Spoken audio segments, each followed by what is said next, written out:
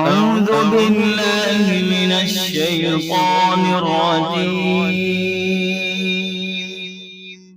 بسم الله الرحمن الرحيم.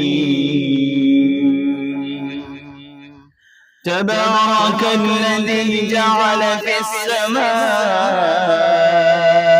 بروجا وجعل فيها سراجا وقمرا منيرا، وهو الذي جعل الليل والنهار خلفة لمن أراد أن يذكر أو أراد شكورا.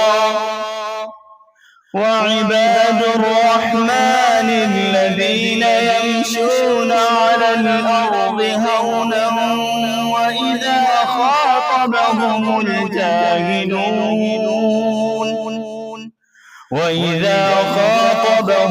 الجاهلون قالوا سلاما.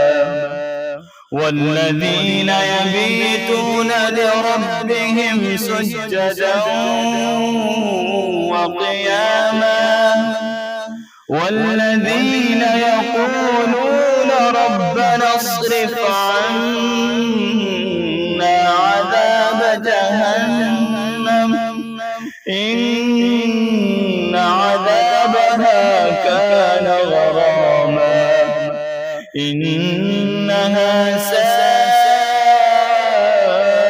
مستقرا ومقاما. والذين إذا أنفقوا لم يسرفوا ولم يقتروا وكان بين ذلك قواما. والذين لا يدعون مع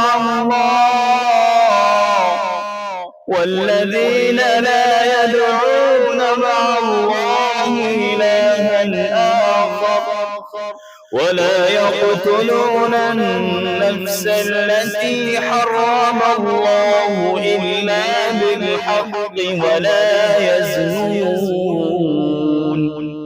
ومن يفعل ذلك يلقى أثاما.